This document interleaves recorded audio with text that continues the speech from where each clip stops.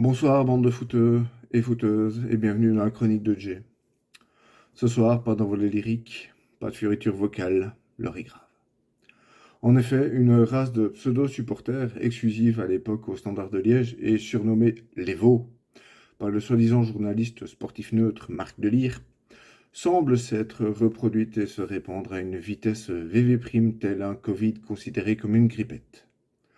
En effet, ce virus qui s'attaque directement aux neurones au point de n'en laisser qu'un seul actif, et encore dans les bons cas cliniques, se retrouve de plus en plus fréquemment dans nos stades. Si jusque-là ce n'était que quelques petits cas à Anvers et Charleroi, nous avons pu constater hier un foyer épidémique du côté de la tribune visiteur de Sclessin. Vous pouvez les reconnaître très facilement. Ce sont ceux qui voulaient brûler compagnie avant et étaient heureux de l'arrivée de Mazou et qui maintenant fantasment sur les résultats de Vince à Burnley et maintenant crachent sur Mazou. Alors, au-delà de la victoire rouge et donc de la défaite antorectoise, c'est surtout le football qui a encore perdu hier. Vous le savez, avant d'être supporter, moi je suis un fan absolu de football. Et comme hier, et comme tout le monde hier, j'ai été pris en otage. Sérieusement, les supporters, vous pensiez quoi? Anderlecht a le noyau maximum d'un top 8 et le mental d'une équipe relégable. Alors, et tard non négligeable, Vertonghen est titulaire. Non mais allez, quoi. Vous pouvez pas espérer mieux, c'est impossible. Et en plus, ça c'est bien. Par contre, grâce aux jeunes rouges, on a pu voir qu'à un mois de la Coupe du Monde, deux de nos défenseurs centraux, belges, donc Toby et Yann, sont complètement à la ramasse. Et vieux, et lent, et lourd. Enfin, même si niveau lourdeur, j'ai encore un peu de marge, mais ça commence à diminuer. Hein. Et pourtant, côté standard, personne n'était rassuré. Ça fait combien d'années qu'on n'a pas gagné contre une petite équipe? Enfin, maintenant, ce qu'il y a, c'est que Sclessin est redevenu l'enfer, quoi. Le vrai Sclessin. Un bon public chaud bouillant. Mais même le meilleur de Belgique. D'Europe. Non. Du monde. Bon, j'en fais peut-être de trop. Ok, ok. Je redescends sur Terre. Mais on va rester sur les mononeurones, puisqu'on va parler de nos amis, les Français. Ouais, mais t'as le seum, parce qu'on vous a battu. Ah, alors, non, déjà, parce que j'ai tourné la page depuis bien longtemps, et surtout, j'ai maintenu que vous aviez gagné parce que vous aviez joué intelligemment. Comme quoi, parfois, c'est possible. Non, mais souvenez-vous, on en avait parlé il n'y a pas longtemps, l'affaire du marabout et de Pogba. Eh ben, je pense qu'il y est retourné. Hein. Et il a dû sortir une phrase du genre wesh. Ouais, parce que pour moi, il parle comme ça, comme un jeune de banlieue. Donc vous excuserez ma piètre imitation, et pour moi, ça fait longtemps que je suis pas jeune, hein, donc voilà. Wesh, cousin, moi, si je vais pas au mondial, il y a personne qui va. Sur la vie de ma mère, c'est mort. Voilà. Écoutez, franchement, moi je vois que ça pour expliquer l'hécatombe de blessés. Hein. Une semaine, un blessé. C'est un concept. Hein. Je sais pas qui va dire mieux. Peut-être le Portugal. Et encore, et encore. De toute façon, eux, ils ont Silva, donc ils vont gagner. Mais donc je disais, oui, après Maignan, Camara et N'Golo Kanté, c'est au tour de Varane de se blesser et peut-être devoir renoncer au mondial. Alors rajouter Pogba, Fofana qui sont incertains.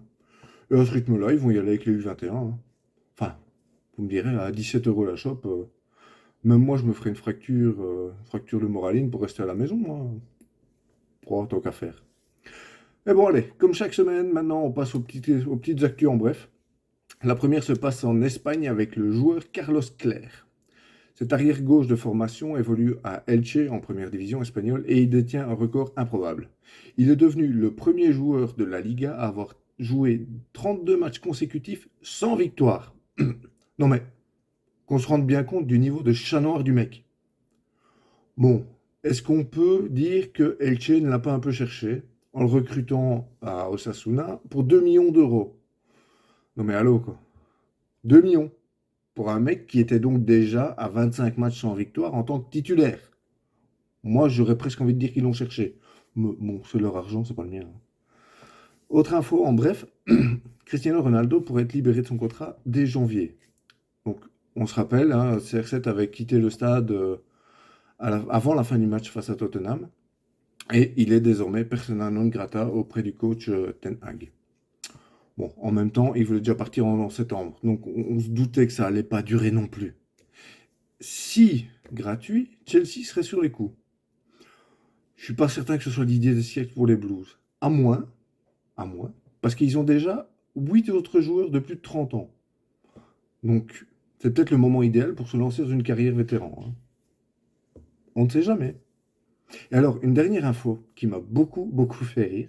Enfin, c'est plus une anecdote de vieux, hein. Encore une fois, vous excuserez mon âge. Mais franchement, elle est géniale.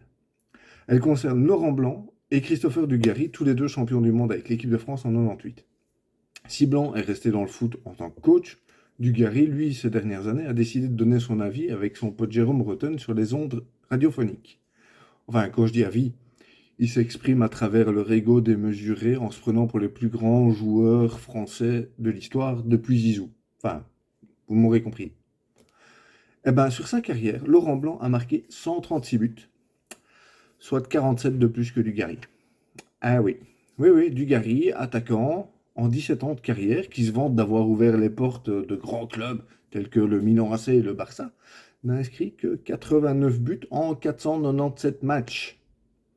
Alors, Dugas, c'est bien de savoir ouvrir sa bouche et les portes, mais quand on a les stades d'Obi ou d'arrêt, on ne se vante pas d'être un grand attaquant, hein.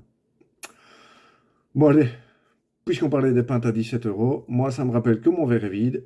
Ciao, à bonne semaine les amis.